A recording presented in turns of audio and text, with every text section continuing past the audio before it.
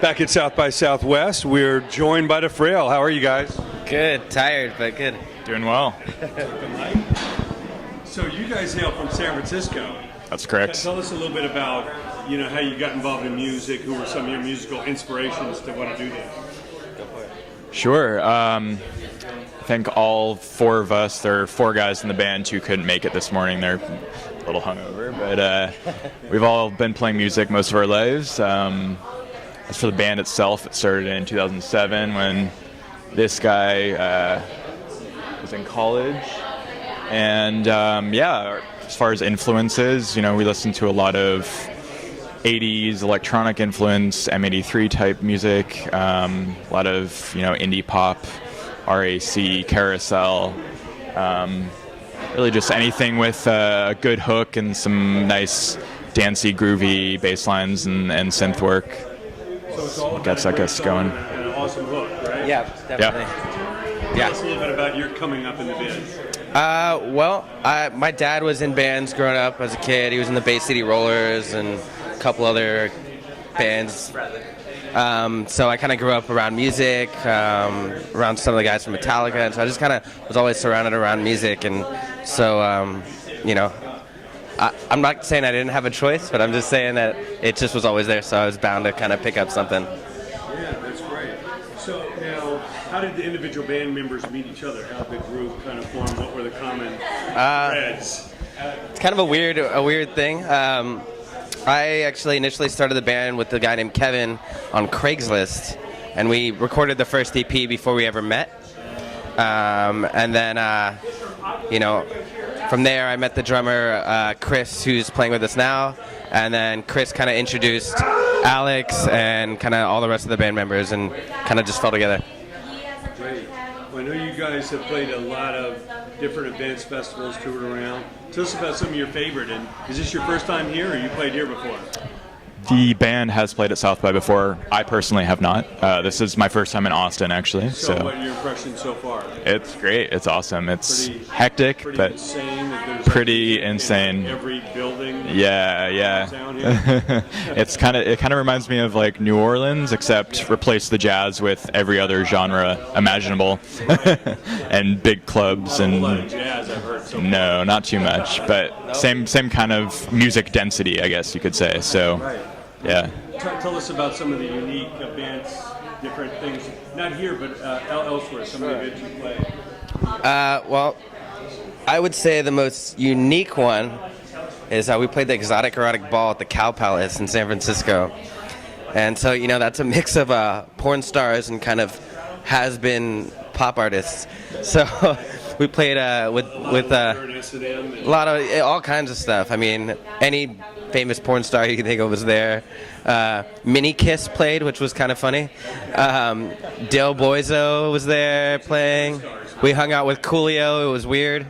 So that was the most unique experience. But I think our favorite maybe would be when we played with Treasure Island, or played Treasure Island, and our tent was like right next to Goldfrapp, and I accidentally walked in on her changing. That was kind of unique. Accidentally on purpose, I don't know. But yeah, I don't know. It was fun. That's great. So what's your approach to the live show? What's important for you to really, project in your live performance? Sure. For us, I think tightness is number one. Our band kind of relies on groove and having a, very unique dancey sensibility to the music, and obviously in order for that to happen and for us to be able to convey that to the crowd, we have to make sure that we really, practice our live set as much as possible and get as tight as we can be, really get the bass and drums locked in together and everyone really on the same page musically. So that's kind of number one for how we approach putting on the best show possible. As far as places you haven't performed live yet, what is left to travel to, and what's on the bucket list? Well, we're actually playing the Bottle Rock Festival in May in Napa, so that's a pretty new festival in our area that we're really stoked about. So that'll be great. Who's on the bill you're most excited? So, well, we're playing the same day as No Doubt, which is going to be interesting. They haven't played in a while. Passion Pit's there, Imagine Dragons, Robert Plant. There's a whole host of artists over the 3 days that we'll be checking out. So Snoop Dogg, of course, can't forget Snoop Lion, as he says. Urban era. Yeah. So then. No doubt. Of course. How about you? Where else would you like to take this traveling circus to? I'd like to go out of the country. The only show we've done out of the country is in Mexico, and I'd like to hit Europe and Canada, and ideally, I think Japan would be really cool. Yeah. I've been trying to figure out a way to make that happen, so if we can get to Japan, that'd be awesome. Besides the language, what was the biggest difference when you played Mexico? I think, the crowd there is, generally the crowd is pretty energetic everywhere, but I gotta say that people there maybe were just more excited about seeing live music or a U.S. band coming. I don't know what it was, but it seemed like people were just, a lot more excited to be at a show. Yeah, that's great. Now, all that you've seen in the business, all you've been through, what advice do you give to the young band, the young player today who wants to do this? What do they need to look out for or focus on? I think, it's so easy to record in your house and your bedroom. And so a lot of people do that. Just make sure you get your stuff mixed and mastered right. And, really focus on building your fans out, on the web. And you don't have to tour as much and spend all this money kind of doing all these other things that, maybe bands would used to just go on tour and quit their jobs and live in a van for months, whereas now there's other options. I think that's something that people forget. Yeah, it seems like recording is so easy. A lot of people just spit it out way before it's ready. And right. Like you say, we all grew up with albums that took months and were mastered and mixed by very unique people. And yep. It's not a rush. There's an art to it. I mean, you're not going to just pick up, a copy of Ableton and all of a sudden know how to mix and master professionally. So, I just think it's really important to get your sound sonically on the same level of the bands that you like and idolize, so that way you're at least in the same playing field and you get to kind of hone in your song and present a polished product.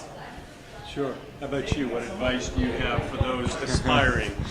Sure. I mean, I'm on the younger side, and so I'm probably more in that boat than Danny is. But no, I think going off what he said, production is also a huge part of the whole process. That in this era of SoundCloud and YouTube and the internet age, it's easy to put out music, but putting a lot of thought into how you arrange a song and how you find tones and things like that is definitely something that could be concentrated on more in some up and coming artists. So just kind of really getting to know your instruments, getting to know yourself as a player, and figuring out what sounds best and what you want to put together to make a song.